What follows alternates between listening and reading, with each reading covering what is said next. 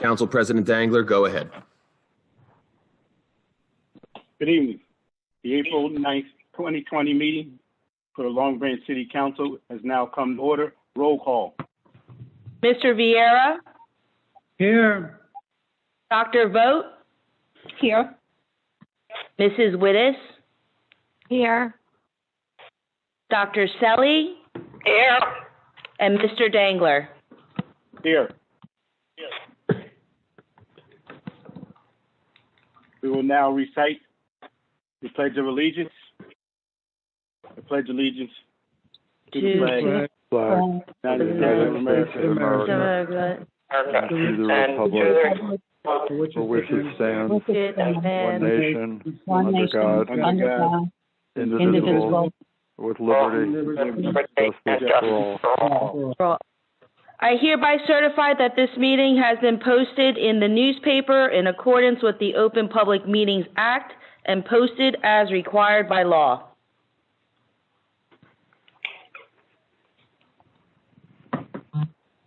Presentations we have done this evening. Reading and approval of the previous minutes. I need a motion to approve the minutes from the March 11th, 2020 meeting. I'll make a motion, this Councilwoman Selly. So moved. Councilman Vieira. Roll call. Mr. Vieira? Yes. Dr. Vogt? Yes. Mrs. Wittes? Abstain. Dr. Selly? Yes. And Mr. Dangler? Yes.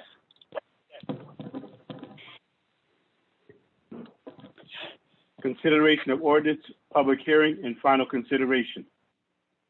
This is the second reading of ordinance 1520 entitled a bond ordinance providing for the purchase of radio system for the fire I think department. we, Council President, I think we skipped 1420 is an ordinance concerning a 5-year tax abatement. 1420. That's football. But they still need to, they move to move it. I thought it was pulled. We need a motion to carry the public hearing until April 22nd, 2020. Yes. Okay. All right. Motion. Selly. Under, there's going to be a revision. Under ordinance for consideration, ordinance 2020, we need a motion to carry this ordinance until April 22nd, 2020. That's ordinance 14. It's ordinance 1420. 1420, yes. Yes. 1420. Yes. Yes, ma'am. Mr. Raynon, do you want that read? No, we can just make a motion to carry it to April 22nd, 2020. Mr. Mayor, this is the ordinance concerning the 5-year tax exemption and abatement program, and we require the planning board to act, and they are not going to act until April 21st. Their meeting was canceled, much like the city council meeting. So we just need a motion to carry that ordinance, the public hearing until April 22nd, 2020. Thank you for the explanation. You're welcome, Mayor. I made the motion. I'm sorry, who made the second? I'll make I made the motion. Okay, Mr. Vieira? Yes. Dr. Vogt? Yes. Mrs. Wittes? Yes. Dr. Selly? Yes. And Mr. Dangler? Yes.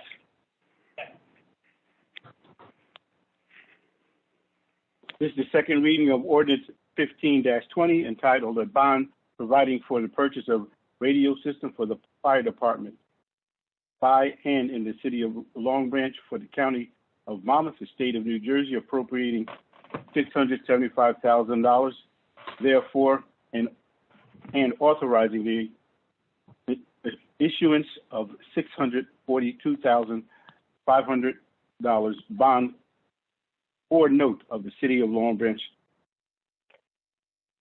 of the city for the finance part of the cost therefore.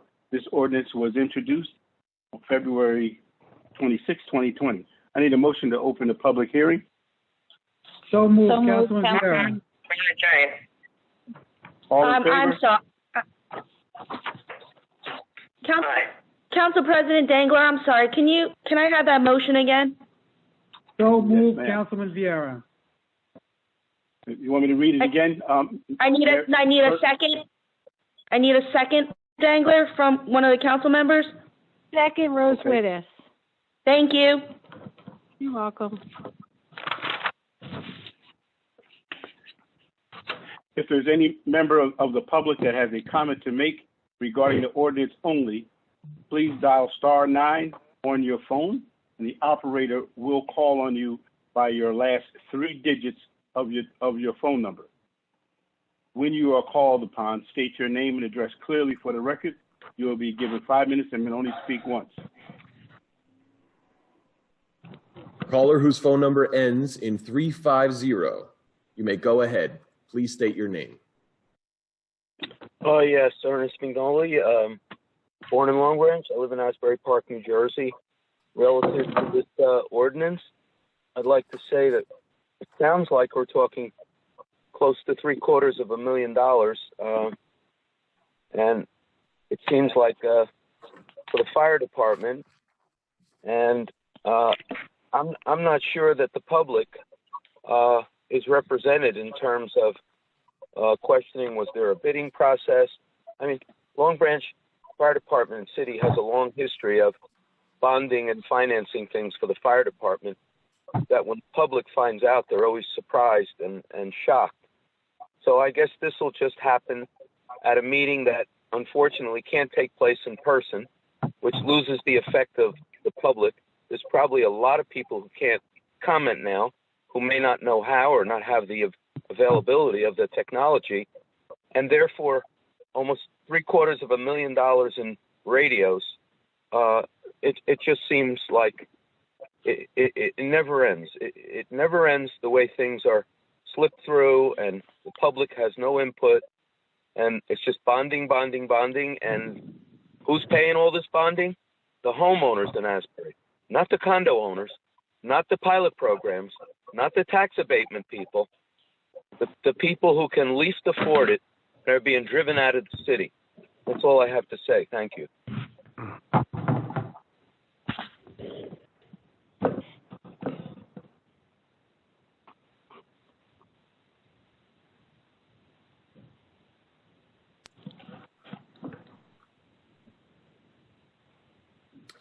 Anybody else?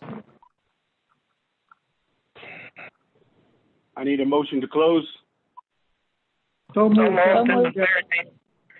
Oh, All in favor? Stand by. We have one more caller. Sorry about that. Caller whose phone number ends in 198, please state your name. Vincent Lepore, 33 Ocean Terrace.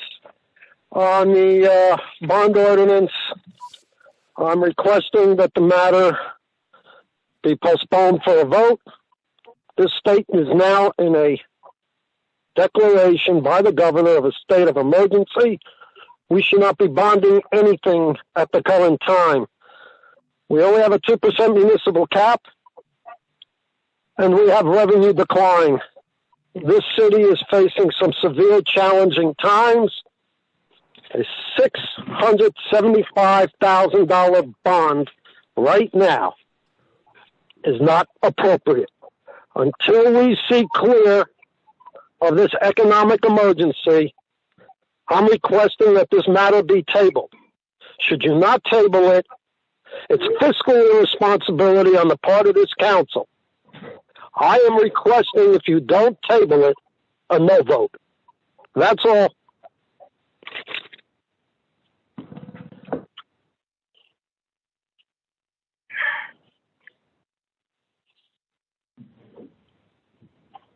Is there anyone else, Will?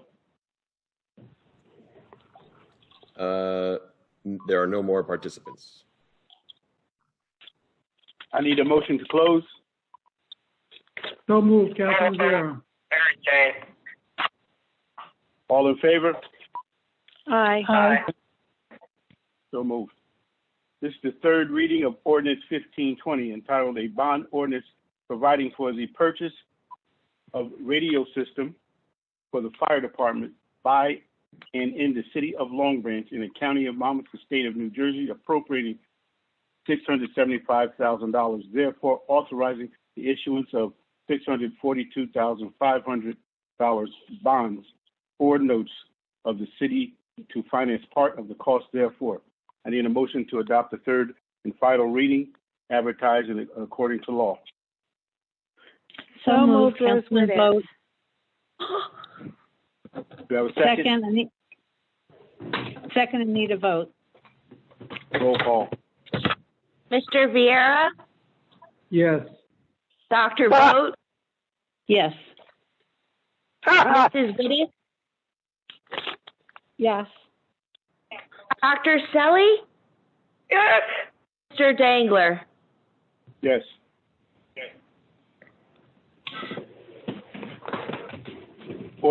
Ordinances for introduction, we have none. Public participation for resolutions and all general comment. I need a motion to open the public portion of the meeting for all comments. So moved, I need a Councilman vote. Viera. All in favor? Aye. Opposed? If any member of the public has a comment to make, please dial *9 on your phone, and the operator will call you by the last 3 digits of your phone number. When you are called upon, state your name and address clearly for the record. You will be given 5 minutes and may only speak once. Caller whose phone number ends in 350, you may go ahead. Please state your name. Ernest Vignoli, born in Long Branch, live in Asbury Park, New Jersey. I'd like to say that in terms of the developers and what seems to be going on at the council meetings, I'm not sure that anything should proceed without the public being made aware of who all these partnerships are, these LLCs, because according to a lot of people's research, they're all getting back to a certain few that seem to dominate in Asbury, get site development included, get amazing deals, tax abatements, et cetera, et cetera, et cetera, and the public never knows who it is. So I think at some point at a public meeting, why doesn't this mayor and council just list all the projects, all the tax abatements and pilot programs, and who's really behind these LLCs and Lower Broadway? And you're going to see it's all going to lead probably to the Wave Hotel. My next comment is in terms of Pascucci's trial, appeal, the Long Branch police officer who was drunk with a fireman in the car that ran over and killed a woman, a state trooper's aunt on Boulevard and Broadway in 2017 in September. He pled guilty to strict vehicular homicide. He was given a 364-day sentence in the county jail at Middlesex because it was a conflict case, and I believe probation, and I would assume loss of license. But none of that happened, and in fact, the judge, Judge Toto, and the lawyer, Judge Altman, and the prosecutor in Middlesex seemed to have worked out a sweetheart deal along with the guilty plea, came an appeal. And of all things for the appeal to come up before 3 judges, I believe in Trenton, it comes up April 6th of this year, and they remand the case back down for resentencing on a technicality. Now, if that isn't a disgrace, I only hope that the Long Branch Police and the Monmouth County prosecutor accept the public's understanding of what a disgrace this case has been, and rest in peace the victim, who was, I believe, the aunt of a New Jersey state trooper. And how do you think New Jersey feels with what goes on in Long Branch? This is a disgrace and an outrage. Now, the other thing is we get this case on Friday morning, and it turns out it's in a former mayor's house, and it hits the waves that it's a murder. Something happened, a murder, right? It goes in local papers. They're investigating a homicide. Nobody could find out anything. The scene doesn't look like a regular investigation scene. It just looks like a bunch of friends gathering. And next thing you know, it's all over. And the next morning, 24 hours later, by the same medical examiner that did the Pascucci case victim, that did the Jerry Scarano case in terms of medical examinations, rules this a suicide. Now, you talk about public outrage, and you look on media, and this is just another example of when Long Branch gets involved with investigating its own cases, teamed up with the Monmouth County prosecutor, who is made up of a lot of former Long Branch and Asbury Park police. This is the result that you get. Rest in peace to Miss June Yoon. This is not about her. It's about the investigation. And this investigation should be investigated. It's a public outrage. Then we have the Joyce Jr. case, never going to go away. At Jack's Frontline Bar, it's now, I understand, a civil lawsuit. Look at the plea deal given to Mr. that. McNolly, you have 1 minute, sir. Thank you. Look at the plea deal. In that case where he almost stomped and killed a man, he got back on the police. Then he gets in a knife fight for having some kind of romance with some lady in the projects, and they give him an award. And then he does a lot to a woman in Jack's Frontline Bar, and he gets a plea deal. He accidentally touched her buttocks. Are you kidding me? You all should be ashamed of yourself. And then the Roebuck case. Look at what Lepore, when he arrested him. Look what Judge O'Brien said. The police chief at the time, public safety director, acted criminally. How come he's getting away with it, Roebuck? I'll tell you why. Because he gets to take pictures in the Beast in Wildwood, the president's car, with Gramaccioni, Golden, with the police chief, and everybody that you're sitting around, Mayor Pallone. You have no idea. You're worse off than Caesar. Thank you, was. Mr. McNolly, for your time. Thank you. You're welcome.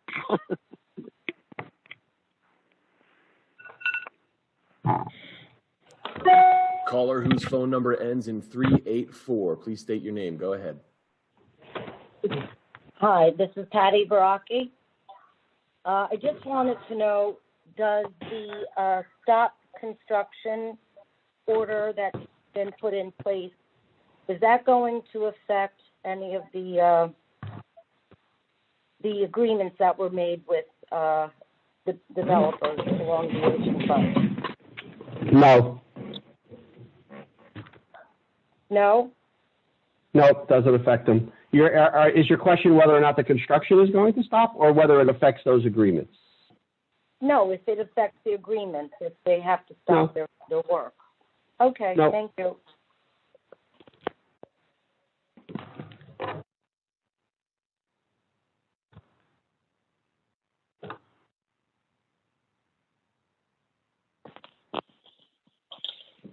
Caller whose phone number ends in 198, please state your name. Go ahead.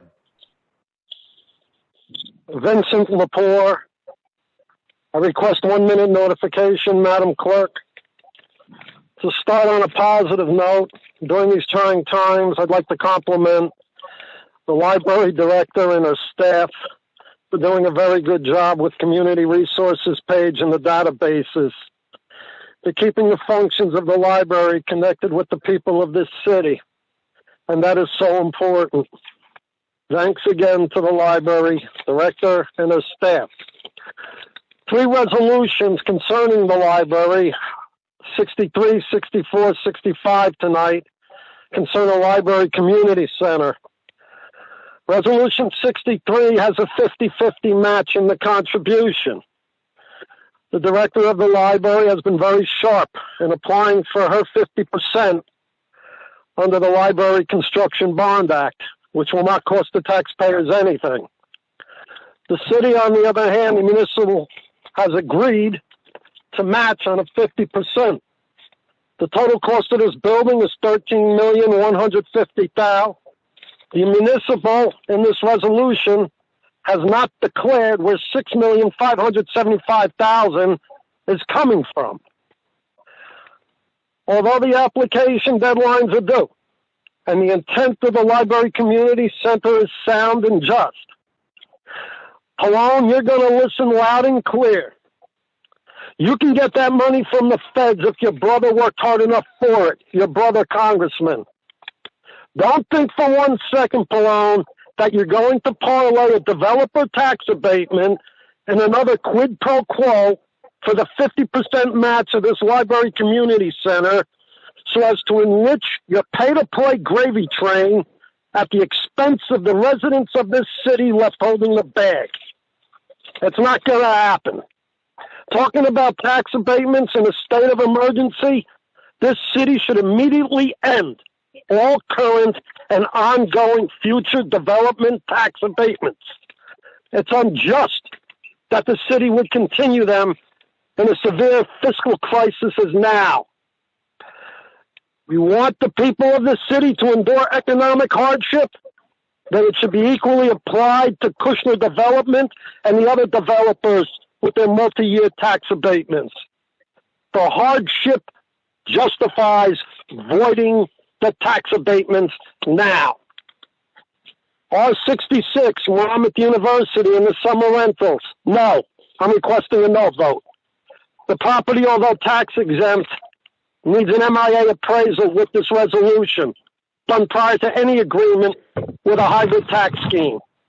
The appraisal should be updated every summer, so the pilot amount would be prorated to the true taxable amount, not a flat rate of $76,000 for 5 years. It's ridiculous. Resolution 60-20, concerning an agreement between the city and the police department. Joe, nice going, Pallone.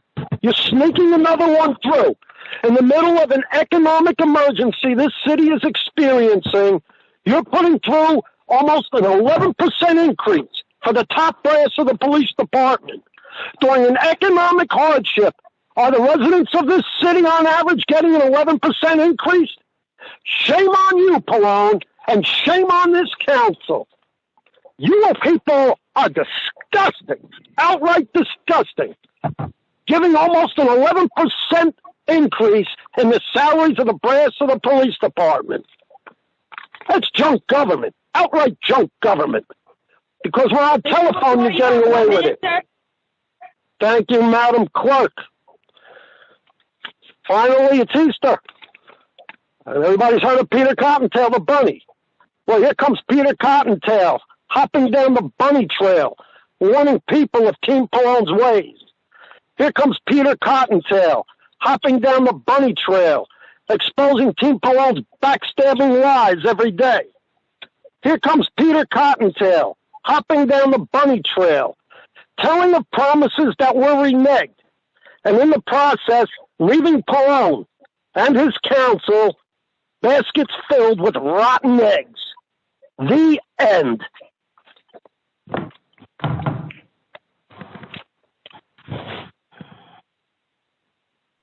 Council President, there's no more callers. We need a motion to close the public portion of the meeting. So moved, Councilman Vieira. Second, I need a vote. All in favor? Aye. Aye. Opposed? So moved. Resolutions, we can take the list of resolutions as a consent agenda. Can we have a motion, please? So moved. I need a vote. Second, Second, Rodriguez. Vieira. Roll call. Mr. Vieira, Yes. Dr. Vogt, Yes. Mrs. Wittes, Yes. Dr. Selly, Yes. Mr. Dangler. Yes. I need a motion to approve the list of applications. So moved, Councilman I need a Vieira. vote. Second, I need a vote. Mr. Vieira, Yes. Dr. Vogt, Yes. Mrs. Wittes, Yes. Dr. Selly, Yes. Mr. Dangler. Yes. Miscellaneous business for the good of the order. Councilman Vieira. Yes. thanks for listening tonight. As we go through these tough times of our epidemic, I would like to thank our perfect time for that train, by the way. I'd like to thank all our first responders that have put their life out for us, and our police, our first aiders, our firemen. These are people that put our lives out for us. And our real heroes, the nurses and the doctors out there that we're going through a real tough time, and they got to leave their families and they do everything for ours. So a big thank you to all these first responders. And then our essential people, our public workers, or everything else out there that work in the stores for us, for our food and restaurants, keep us fed. I also like to thank them. And let's not forget our people in Long Branch. Thank you, a big thank you, because it's a tough time, and we are practicing our social distance. We are respecting the government rules. And please, everybody, stay safe. Stay at home if you have to. Good night. Councilwoman Vogt. First of all, I want to second everything that Councilman Vieira said in terms of thanks for our extraordinary healthcare workers, our police, our first responders, putting their lives in jeopardy to take care of everybody else. They're doing an amazing job, and truly our heartfelt thanks and support to all of them. In the midst of all of this, it seems strange, but we can look at this as having an opportunity in here. And it's an opportunity for all of us to come together, put some bickering aside, see a bigger picture, and for each of us to consider how we can make a contribution and be part of the solution with this. There's an opportunity for us here. Let's not miss that opportunity. I want to do two other things, just one on the downside and one on the upside. One on the downside, I cannot believe it when I see people, for example, I'm just using this as an example, walking on the boardwalk, lifting up the caution signs so they can sneak under them, riding bikes on closed roads, thinking that none of these guidelines apply to them. For all of us and for people that you need to tell, all that it does is it wastes our resources. The police need to come and do wasteful, foolish things like saying, please get off the boardwalk, when it's a guideline that could not be more clear. So please, to anybody that it applies to or anybody that you can tell, let's, as a community, come together and make sure that we're allowing people like our police force, our healthcare workers, to put the resources where they're really needed, not in foolish things that some people may want to do just for their own self-interest. That's the downside. On the upside, life outside of the virus. I don't want the moment to go by without recognizing Robin Kantz, who was recognized as Educator of the Year by the Garden State Film Festival for all of her amazing work as an educator, all of her amazing work in terms of the films that she produces. It's an outstanding achievement for her, an outstanding award, and just another example of the extraordinary people that we have in our city. Everybody be safe. Let's pull together. And as we hear every day, we're going to get through this. God bless. Councilwoman Wittes. Hi. I just wanted to remind everyone that we need to be vigilant about social distancing. And now more than ever, as difficult as it may be, I mean, I haven't seen my children since March 8th, and it's very, very hard for me, but I know it's going to be better for me not to see them than to see them and bring them in any kind of danger, or myself or anyone around us.